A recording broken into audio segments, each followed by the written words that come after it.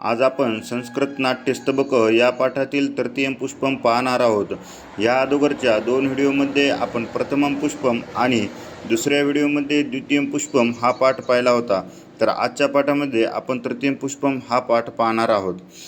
भासः इति संस्कृत नाट्यसृष्टेः प्रथमः नाटककारः.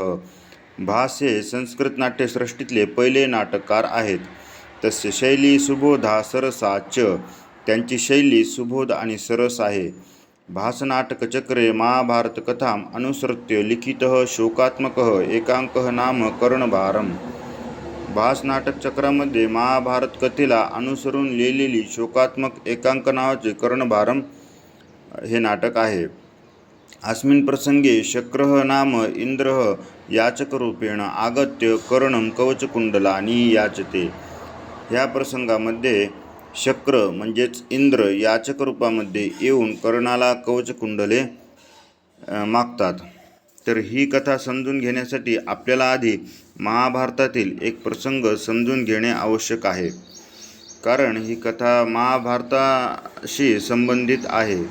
महाभारताच्या युद्धामध्ये अर्जुन आणि कर्णामध्ये भीषण युद्ध होणार होते, परंतु कर्णाजवळ जन्मतःच मिळालेले दिव्य कवच आणि कुंडले होते, त्यामुळे त्याचा वध करणे जवळजवळ अशक्य होते. ही गोष्ट लक्षात घेऊन अर्जुनाचे वडील म्हणजेच देवराज इंद्र चिंतेत पडले. त्यांना असे वाटले की कर्णाकडे ही दिव्य कवचकुंडले राहिली तर युद्धात अर्जुनाचा पराभव किंवा वध होणे हे शक्य नाही. अर्जुनाचा पराभव किंवा वध हे होऊ शकतो. म्हणून इंद्रांनी एक युक्ती केली. ते ब्राह्मणाचा वेश धारण करून सकाळी कर्णाकडे भिक्षा मागण्यासाठी गेले. कर्णाचा स्वभाव अत्यंत दानशूर होता. त्याच्याकडे जो कोणी याचक म्हणून येईल त्याचा तो कधीही रिकाम्या हाताने परत पाठवत नसे. इंद्रांनी याच गोष्टीचा फायदा घेतला आणि कर्णाकडे त्याची दिव्य कवचकुंडलेच दान म्हणून मागितली. आणि दानवीर कर्णानेही क्षणाचाही विचार न करता स्वतःची कवच आणि कुंडले कापून इंद्रांना दान दिली. तर आता पाठाला सुरुवात करूया. ततः प्रविशती याचकरूपेण शक्रः. नंतर शक्र म्हणजेच इंद्र हे याचक रूपामध्ये प्रवेश करतात.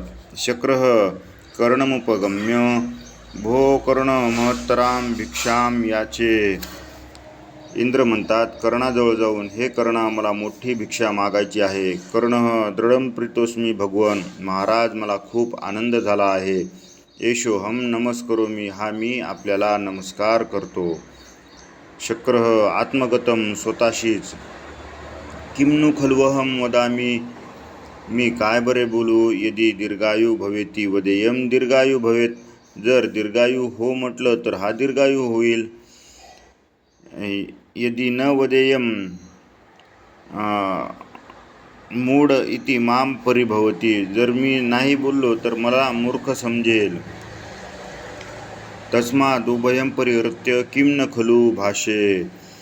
म्हणून हे दोन्ही पर्याय टाळून काय बरे बोलू. भवतु द्रष्टम प्रकाशम. ठीक आहे, सुचले उघडपणे. भो कर्ण सूर्य इव चंद्र इव हिमवान इव सागर इव तिष्ठतु ते यशः. हे कर्णा, सूर्याप्रमाणे, चंद्राप्रमाणे, हिमालयाप्रमाणे, सागराप्रमाणे तुझी कीर्ती कायम राहो. कर्णः भगवन किं नोक्तम दीर्घायू भवेती. कर्ण, महाराज, दीर्घायू हो असे का म्हणाला नाहीत. अथवा यदुक्तम तदेव शोभनम. किंबहुना जे तुम्ही बोललात तेच छान आहे. यतः हतेषु देहेषु गुणाः धरन्ते. कारण देह गेल्यावर माणसाचे गुणच कायम टिकतात.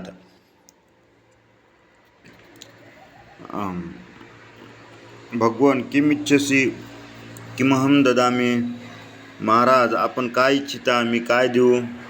शक्रः महत्तराम भिक्षा याचे. इंद्र म्हणतात मी मोठी भिक्षा मागणार आहे.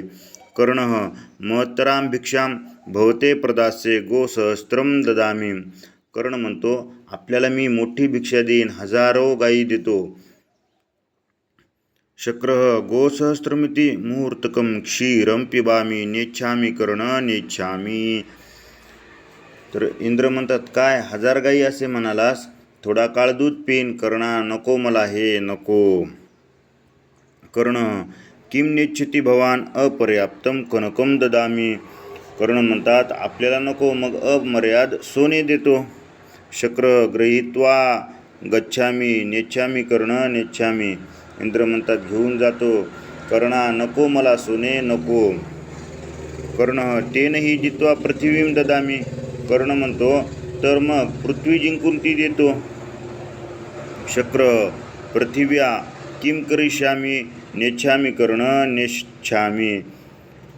इंद्र म्हणतात, पृथ्वीचे मी काय करणार, नको कर्णा नको. कर्ण अथवा मच्छिरो ददामी. कर्ण म्हणतो, नाहीतर माझे मस्तकच देतो. शक्र अविहा अविहा. इंद्र देव करो आणि तसे न हो. कर्ण न भेतव्यम न भेतव्यम. घाबरू नका, भिवू नका. अन्यदपि श्रूयताम. आणखीन ऐका. अंगैः सहैव जनितं कवचं कुंडलाभ्यां सह ददामी. माझ्या अवयवांबरोबरच निर्माण झालेली ही कवच कुंडले देतो. शक्र सहर्षं ददातु ददातु. इंद्र म्हणतात, आनंदाने द्या द्या. ह्या प्रकारे हा पाठ ह्या ठिकाणी संपलेला आहे. पुन्हा भेटूया पुढच्या पाठात. तोपर्यंत नमस्कार.